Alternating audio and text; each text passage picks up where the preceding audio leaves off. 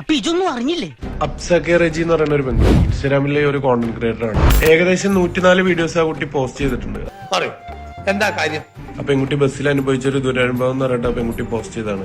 ഈ വീഡിയോ കണ്ടു കഴിഞ്ഞാൽ മനസ്സിലാവുന്ന ഒരു കാര്യം എന്താ വെച്ച് കഴിഞ്ഞാൽ ഈ പെൺകുട്ടിയുടെ കൈ ഉയർത്തി വെച്ചിരിക്കുകയാണ്. തട്ടുന്നെങ്കിൽ തട്ടട്ടെ എന്നുള്ള ഉദ്ദേശത്തോടെ ആയിരിക്കും മേ ബി. എനിക്ക് അങ്ങനെയാണ് മനസ്സിലായിട്ടുള്ളത്. ഓഹോ, അപ്പോൾ അങ്ങനെ ഒരു സംഭവം ഉണ്ടായിരുന്നല്ലേ?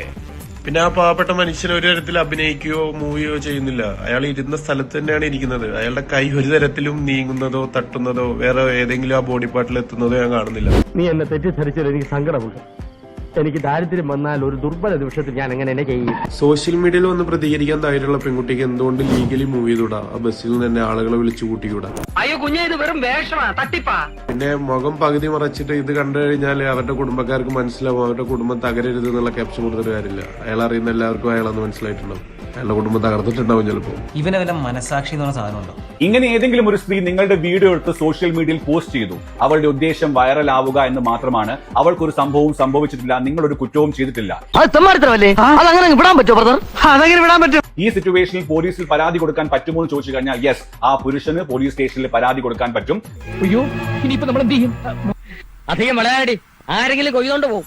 ഇമ്മോറൽ ട്രാഫിക്കിന് നിന്നെ ഞാൻ പൊക്കും. ഭാരതീയ ന്യായ സംഹിത സെക്ഷൻ 356 ഡിഫമേഷന്റെ ബേസിൽ 2 വർഷം വരെ ജയിലിൽ കിടക്കാവുന്ന കുറ്റമാണെന്നുള്ള കാര്യം മനസ്സിലാക്കുക.